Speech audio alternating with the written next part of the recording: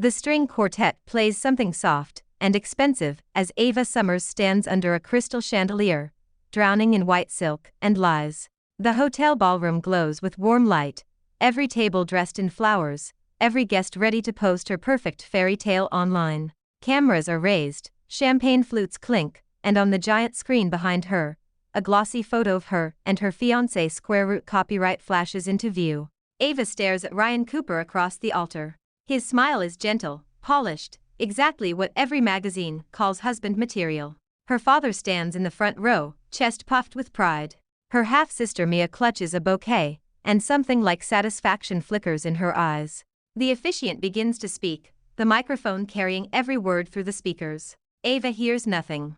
Her heart pounds so loudly that the edges of the room blur. 1 hour from now, in the life she still remembers, she is lying broken on a rooftop, wind freezing her lungs as Ryan and Mia stand over her. She remembers the taste of blood, the sick sound of her own body hitting the pavement. The last thing she hears before darkness closing in. You were always in the way, Ava. The officiant turns to her. Ava, do you take Ryan to be your lawfully wedded husband? Her mouth is dry. She opens it, not to say yes, but to scream. Before she can speak, a sharp female voice cuts through the music. She cannot marry him. Gasps ripple through the crowd. The music stutters to a stop. Every head turns toward the aisle where Mia Summers stands, trembling in her blush-pink bridesmaid dress, clutching her phone like a weapon. Ava knows this scene. She has lived it already. In that life she stood frozen, watching her own reputation burn while she tried to defend herself with shaking hands and empty words. In that life she begged for someone to believe her. This time her fingers curl around the bouquet until stems snap. Mia. The officiant says, flustered, this is not the time or the place. It is exactly the time. Mia walks down the aisle, eyes shining with fake tears, voice trembling just enough to sound fragile. I am sorry, Dad. I am sorry, Uncle Quinn. But I cannot let my sister ruin Ryan like this. Her father, George Summers, rises halfway from his seat. What are you talking about? Mia stops at the foot of the stage and turns to the guests. She projects her voice with a confidence Ava has never seen from her in private. Ava is not the victim everyone thinks she is. For months she has been sneaking around with another man. She has planned to move the Summers' fortune out of this marriage and into that man's pocket. Ryan has no idea. He is about to marry a liar. Soft murmurs turn into sharp whispers. Phones rise higher. Someone already starts streaming live. In the first life Mia plays a video right here. Grainy photos of Ava stepping into a hotel, a blurred figure at her side. Carefully edited clips of Ava arguing with Ryan, her words chopped to sound cold and greedy. The crowd eats it up.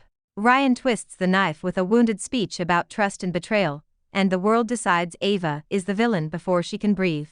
Not this time. Ava looks at Mia and feels her fear burn into something else. It is not calm. It is not the polite restraint she once forced over herself to keep the peace. It is a clean, fierce rage that leaves no room for doubt. Mia.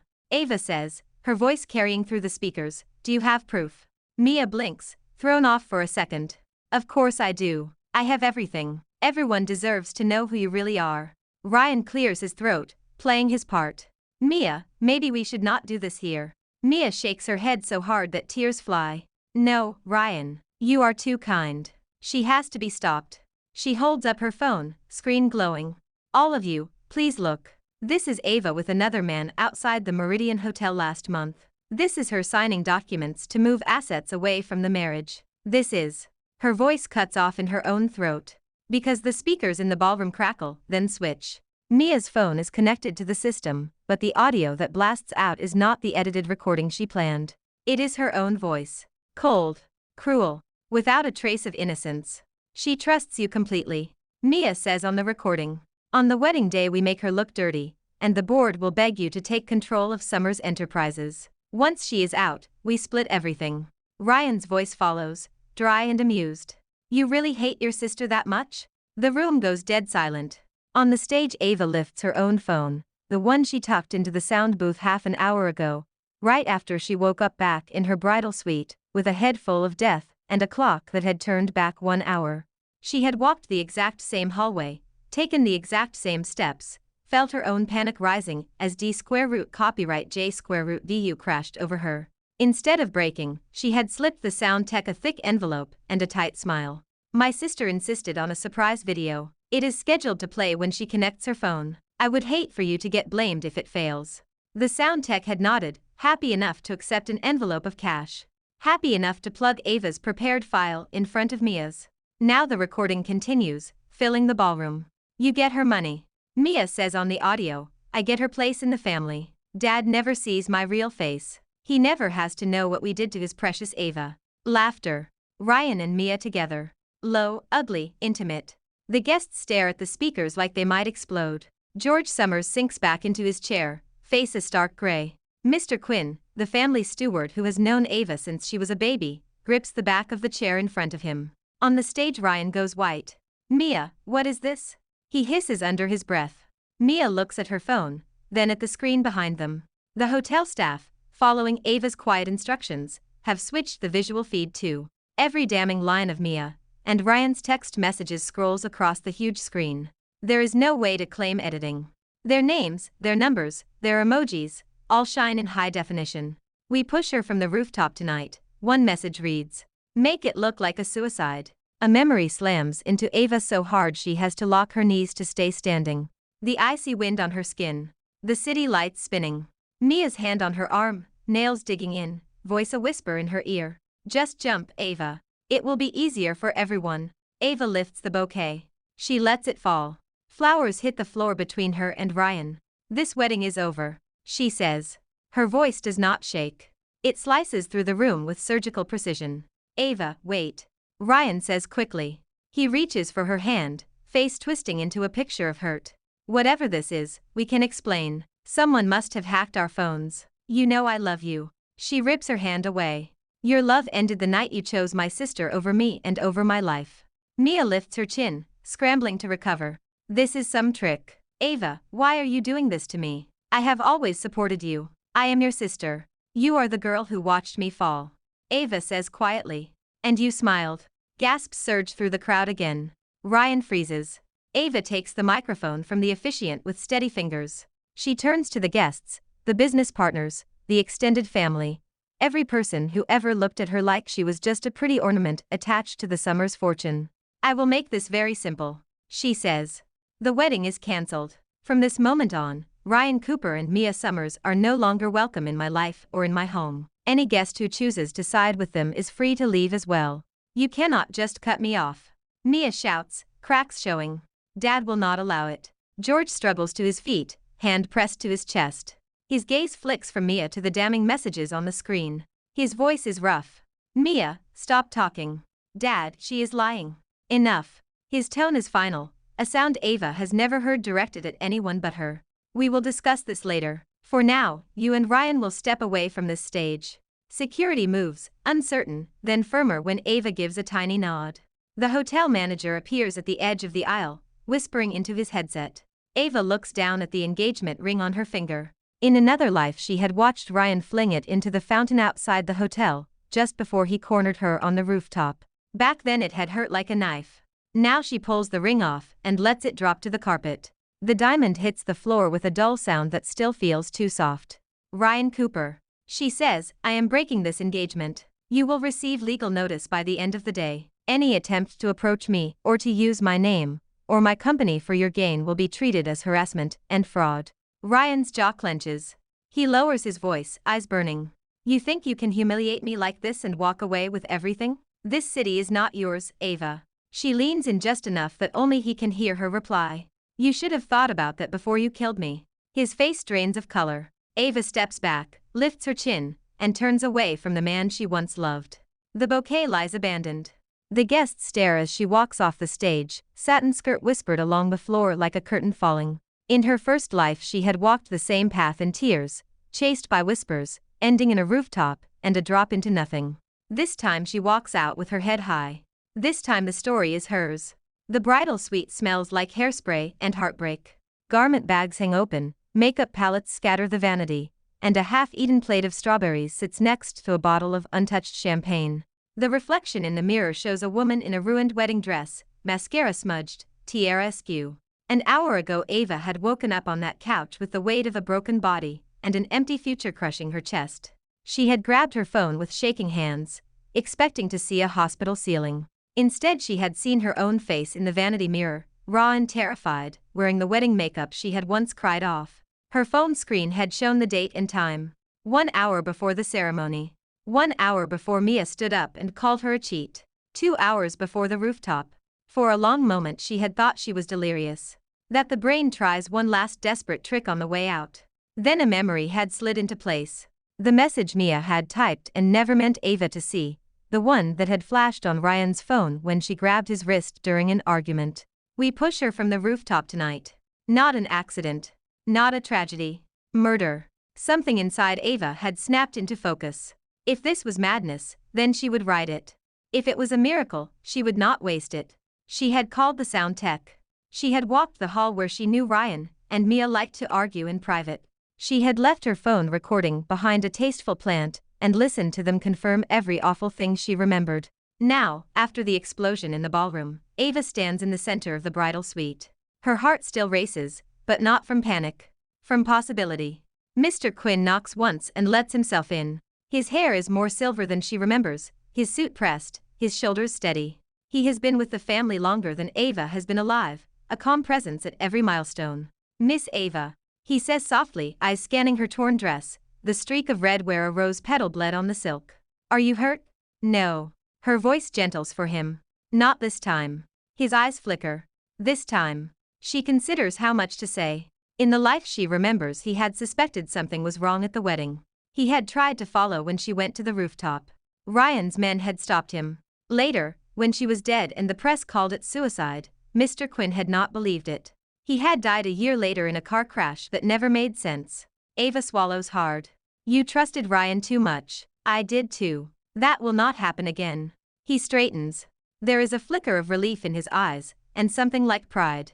I never trusted him as much as you thought. I only trusted your happiness. After what we all heard in that ballroom, I would say we owe him nothing. We owe him less than nothing. Ava says. I am going to take back every piece of leverage he thinks he has, and then I am going to crush him. Mr. Quinn does not flinch at the venom in her tone. He only nods once. Then you will need allies. The board will be shaken. Some will try to move against you while you are still reeling. They will think you are fragile. Good. Ava says. Let them. He studies her carefully. What is your plan? In this hour? She asks. Survive the venue, keep Mia and Ryan from cornering me, and get out of here in one piece. And after that, she thinks of courtrooms and contracts, and all the ways Ryan gutted her in the first life. Thinks of headlines calling her unstable, of investors fleeing Summers' enterprises, because no one wanted to trust a woman they saw as hysterical and scandalous. She thinks of fighting alone, of losing anyway. Then she thinks of the man who appeared in the darkest weeks after her death. Not to her, but to her memory. Caleb Lawson. He had swept into her ruined company with a reputation for saving sinking ships and setting them on fire for warmth.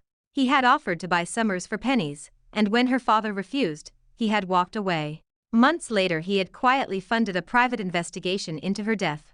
That investigation had almost exposed Ryan and Mia before they buried it. Caleb Lawson had been a storm circling the edge of her life. Dangerous, distant, always a step away. This time she is not content to be a ghost in his orbit. This time I am not fighting alone. Ava says. I know exactly who I want on my side. Before Mr. Quinn can ask, her phone vibrates.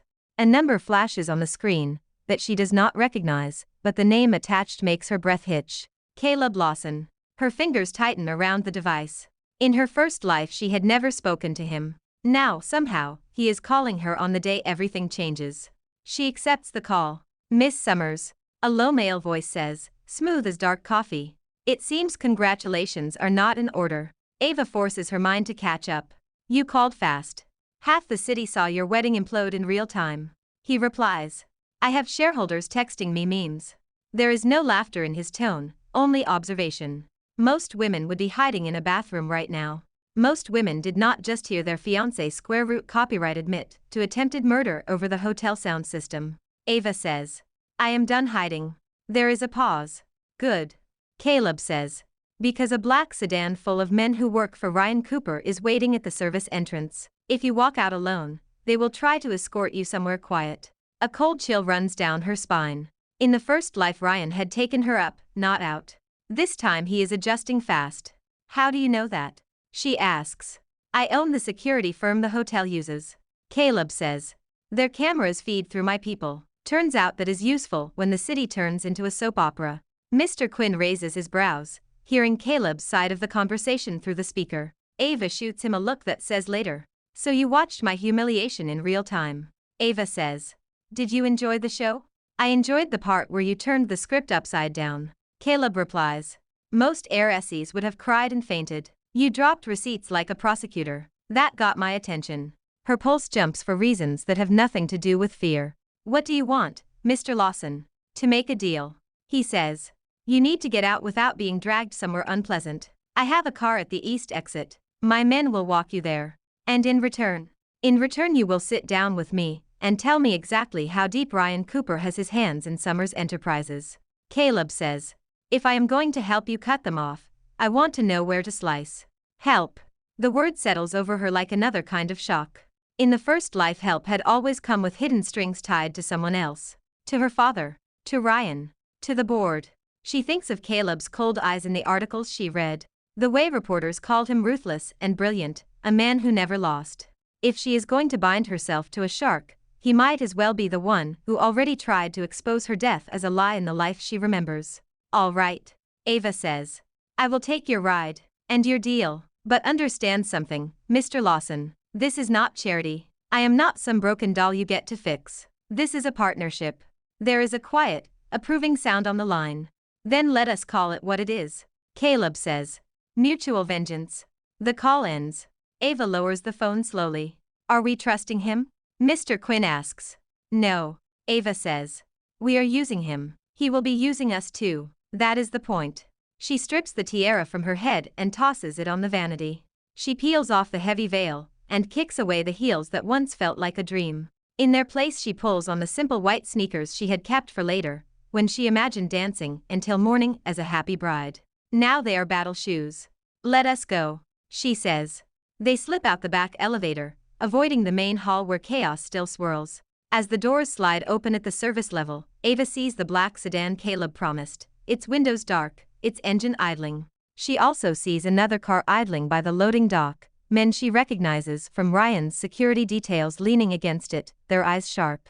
One of them straightens when he sees her. Miss Ava, Mr. Cooper sent us to make sure you get home safe. In the first life she would have believed that. She would have climbed into the car that drove her toward a rooftop instead of a house. Now she smiles, sweet and empty. That is kind of him, she says. But I already have a ride. A tall man steps away from the black sedan. He is in a dark suit, tie loosened just enough to suggest he does not need permission to breathe. He is not Caleb, but the weight of his presence screams Lawson. Miss Summers, he says. Mr. Lawson sent me. Ryan's men shift uneasily. They know that name. Everyone in this city does. Tell him I said thank you, Ava replies.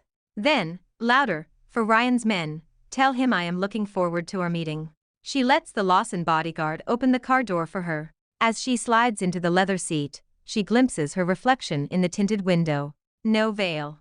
No tiara. No more pretending. The car pulls away from the hotel, and the life that killed her. Ahead lies a new road, dangerous and sharp-edged.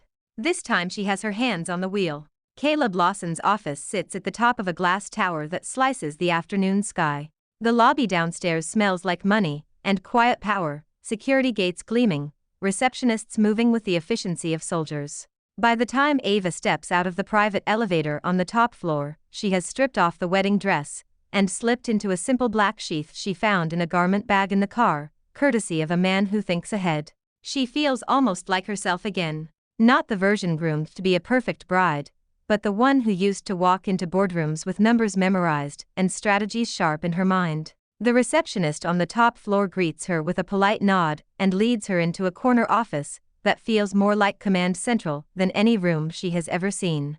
Floor-to-ceiling windows show the city stretched out below. Dark wood, steel, and soft leather fill the space. Caleb Lawson stands by the window with his jacket off, white shirt rolled to his forearms. His tie is on the desk, abandoned. He turns when she enters, and for a heartbeat the world narrows to the line of his shoulders and the steady focus of his gaze. In photos he looks distant. In person he looks like gravity. Ava Summers. He says. Rough day. She lets out a short breath that is almost a laugh. I have had worse. He studies her face, searching for cracks. So I gather. Mr. Quinn takes a seat against the wall at her small nod. Clearly there is support, but not shield. Caleb notes him with a glance, then returns his attention to Ava. Sit, Caleb says, gesturing to the chair across from his desk. We have a lot to discuss, and I doubt you have eaten. I am not hungry, she says, but she sits. A second later an assistant appears with coffee, and a plate of something warm and savory anyway. Caleb dismisses the assistant with a look. He leans against the edge of his desk, close enough that she can see the faint shadow of stubble along his jaw. Let us start with the obvious. You embarrassed Ryan Cooper in front of every influential name in this city. His ego will not let that go. He will retaliate. You know this. Good. Ava says.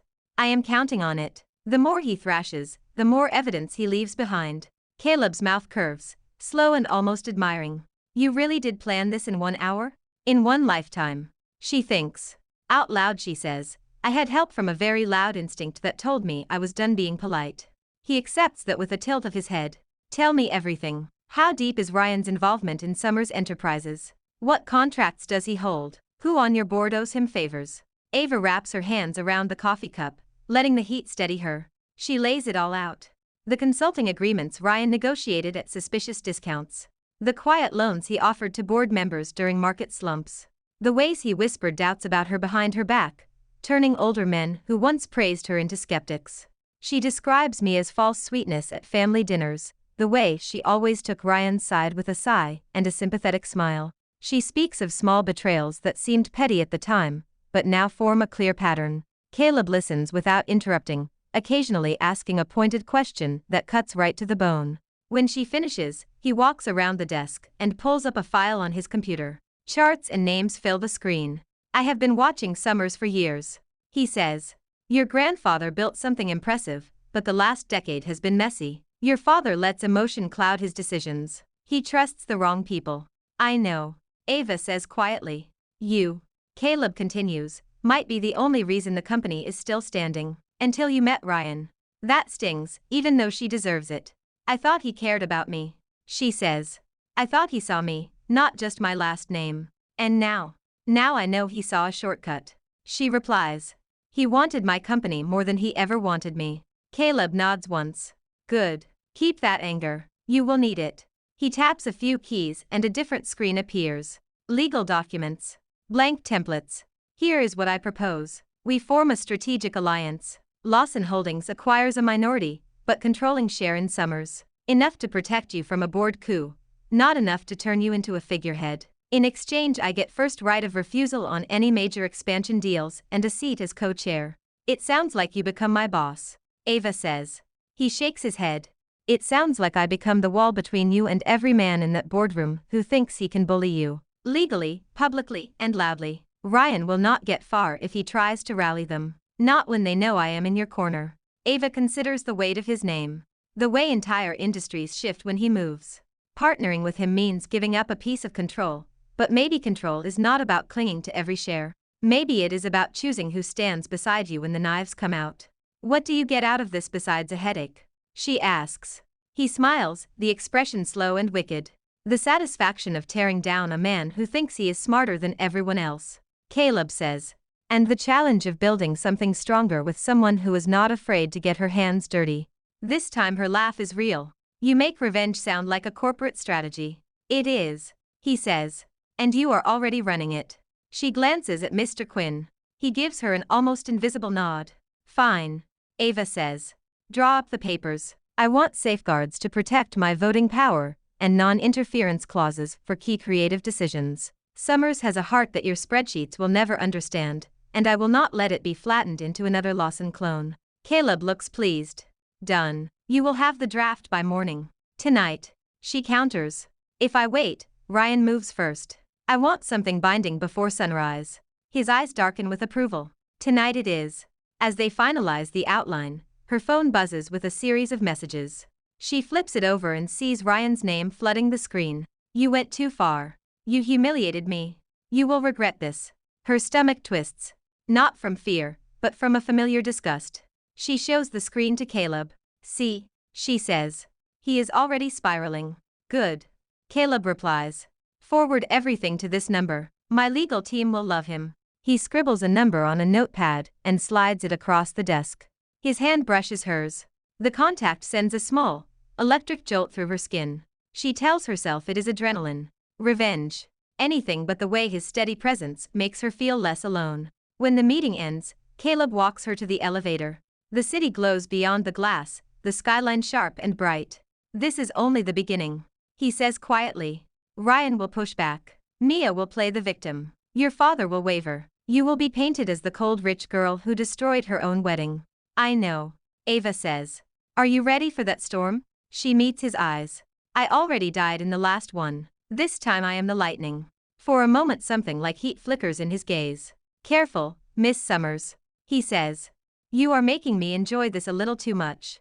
The elevator doors slide open. Ava steps in, heart pounding in a new, unfamiliar rhythm. The first life ended with a fall. This one begins with a deal. And she intends to win. War does not start with explosions. It starts with paperwork. For the next few weeks Ava lives in boardrooms and law offices. Cooper's name is scrubbed from every contract he once used as leverage. The consulting agreements he pushed through are audited and either fixed or burned.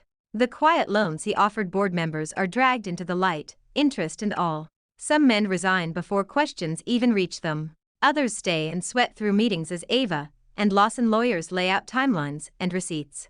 This is not a witch hunt, Ava says at the first full board session after Mia is gone. She stands at the head of the table, black suit sharp, hair pulled back, eyes clear. This is a house cleaning. If you took money from Ryan Cooper in exchange for votes against Summers' interests, you will confess it now and work with us to repair the damage. If you hide it, we will find it anyway, and you will leave this company in disgrace. Once, the tremor in her hands would have betrayed her. Today they stay steady on the table. Caleb sits to her right, silent and solid, his presence a weight that makes even the most arrogant director choose his words carefully. One by one, the rot surfaces. A director admits to letting Ryan ghostwrite reports. Another confesses signing off on a risky spin-off because Ryan promised him a seat in the new company. The more they talk, the more it becomes clear how deeply Cooper burrowed into Summers, using Ava's trust as a door. She listens, takes notes, and makes decisions. Some men get second chances with strict conditions. Others are shown the way out. When the last file is closed that day, the boardroom feels different. Cleaner. Her grandfather's portrait on the wall seems less disappointed. That was brutal, one of the older directors says as he leaves, but there is respect in his tone now. And necessary, Chairwoman Summers. The title lands properly for the first time. Cooper does not stay quiet while his network collapses. He hires spin doctors. Anonymous posts appear online painting him as a victim of a hysterical ex. Thinly veiled stories leak about a fragile heiress who staged a spectacle to avoid admitting her own infidelity. Ava's PR team counters with facts, but the rumors sting anyway. Late at night, scrolling through her phone, she sees strangers dissect her expression on grainy wedding clips. Look at how cold she is. Look at how fast she moved on with Lawson. Of course she is using him. The hurt is familiar. The difference is what sits beside it. Caleb finds her in her office one evening, lit only by the glow of her screen. Stop reading the comments, he says mildly. They are talking about me. She mutters. They are talking about a version of you that only exists in their heads. He replies. The people who matter saw what Cooper did. The rest just want entertainment. It still gets in, she says quietly. He leans against the desk, close enough that she can feel his warmth. Then let something louder in, he says. Remember what the prosecutors are building. Remember the women who have started emailing our tip line with stories about Cooper's other deals. You lit a match. Other people are holding out their own kindling. That is bigger than gossip. She lets the phone go dark. You are getting good at speeches, she says. I practice on my lawyers, he says. They cry less than you do. She snorts, surprised into a laugh, and the weight on her chest loosens. The kidnapping attempt comes on a gray Tuesday. She is on her way to meet George at the office to go over succession documents. The driver takes the usual route, Lawson security cars shadowing behind. Her body is tired from too many 12-hour days, but her mind is sharp. At the third intersection, a van with tinted windows swerves in front of them and brakes hard. Another vehicle glides up behind, boxing them in. Two men in plain clothes jump out of the van and stride toward her door. Miss Summers. One calls, flashing what looks like an ID. There has been an incident at your father's home. Mr. Cooper sent us to get you somewhere safe. In the first life, fear and guilt would have slammed together and shoved her out of the car. This time she breathes once, slow, and lets anger settle over the panic. Cooper is in no position to send anyone anywhere, she says. Step away from the car. The man smiles thinly. You can argue with him on the way, ma'am. He reaches for the handle. She hits a small button under her seat. A quiet signal shoots to the cars behind them. Last chance, she says. Walk away. He yanks the door open. The moment his hand crosses the threshold, the street erupts. Black SUVs cut in front and behind, tires squealing. Doors fly open. Lawson guards spill out, guns low but ready, voices firm and coordinated. Hands where we can see them, on the ground. The man at her door curses and reaches for his waistband. One of Caleb's men slams him into the side of the van before he can clear the weapon. The second kidnapper is tackled to the pavement, arms wrenched behind his back. The whole thing takes less than 30 seconds. Ava steps out of the car only when the lead guard gives her a nod. Her legs shake, but they hold. Cameras on the dash and streetlights catch everything. Caleb arrives 2 minutes later, tie loosened, expression dark. You all right? He asks. She nods. Angry, she says. But all right. The lead guard approaches with a small recorder. We got audio, he says. They mentioned Cooper by name. Said he is desperate, needs leverage on her to undo the engagement break and the Lawson deal. Caleb's jaw tightens. We will give this to the today, he says. Cooper wanted a weapon. Now we have one. One of the bound men glares up at Ava. You think this is over, little princess? He spits. Cooper owns this town. Ava steps closer, the wind catching her hair. Men like him do not own towns, she says. They own shadows. All I have to do is turn on the lights. The trial is uglier than the headlines. Ava sits in court and listens while lawyers lay out Cooper's schemes. Fraud. Conspiracy. The rooftop. The attempted kidnapping. Mia does not testify, but her messages appear on the screen anyway, her words burned into the record. She clenches her hands under the table when videos from the hotel security system play, showing a blurred figure in a wedding dress, and 2 others leading her toward the elevator in that first, doomed life. Her stomach turns, but she does not look away. When her own turn to speak comes, she stands, smooths her skirt, and tells the truth. She talks about loving Ryan. About ignoring small red flags, because she wanted the story to work. About the rooftop and the wind and Mia's fingers digging into her skin. About waking up in the past and choosing not to die the same way twice. The courtroom is so quiet she can hear the judge breathe. On the other side of the aisle, Cooper stares at her with wild eyes. The charming mask is gone. Without it he looks smaller. Meaner.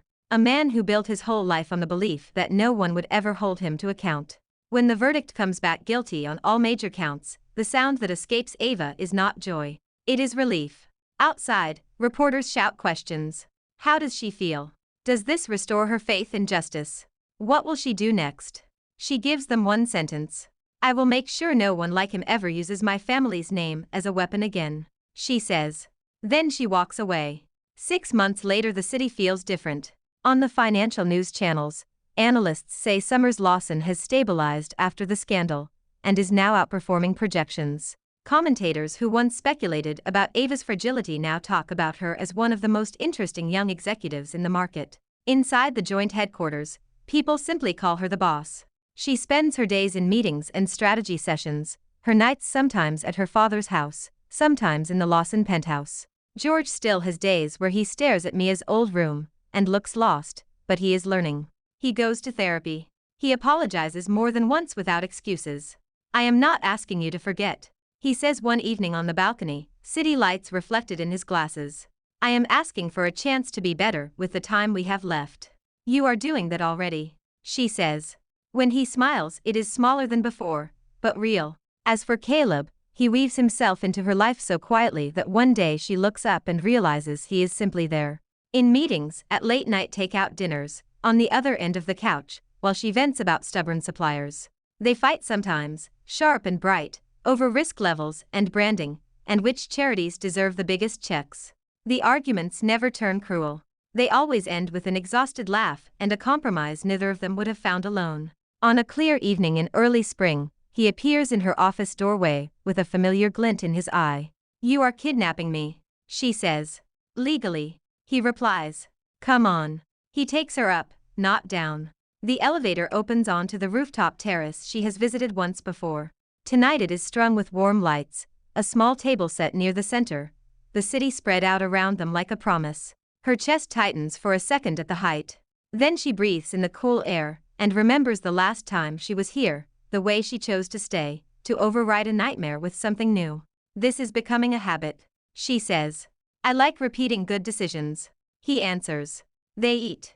They talk about nothing and everything. When the plates are cleared and the sky is dark velvet, he stands. Ava Summers.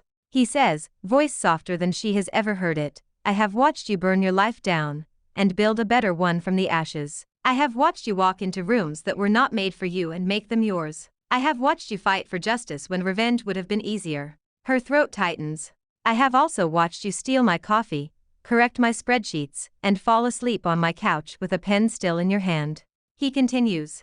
I love all of it. The sharp edges and the soft ones you pretend you do not have. He reaches into his pocket and pulls out a small ring box. No fairy tales. He says. No stage, no press, no deals attached. Just this. I love you. I want to spend the rest of my very interesting life with you. Will you marry me? She laughs, startled and choked at once. I warned you, she says. I am not easy. I will argue. I will remember everything. I will never be the girl who smiles and swallows her pain again. Good. He says simply. I do not want that girl. I want you. The wind lifts her hair. The city hums below. She thinks of the rooftop where she died, of the girl who believed she had no choices left. Then she looks at the man in front of her, who saw her at her messiest and chose to stay. Yes, she says. On one condition. His eyes light. Name it. We do it our way. She says. Small, honest. No one who benefited from my silence gets an invitation. Done. He says. He slides the ring onto her finger. It sits where Ryan's once did, but it does not feel like a shackle. It feels like a promise she chose for herself. When he kisses her, she leans into it without fear of falling. Far below them, traffic moves. Screens flash. Somewhere, a headline about Summer's Lawson scrolls past. Somewhere, a girl at another window watches the city and wonders if she is allowed to demand more than survival. Up here, the answer is written in the way Ava stands, shoulders back, eyes bright, hand warm in Caleb's. Yes, she is. She does not just survive. She wins. Thanks for watching. Follow for more romance stories.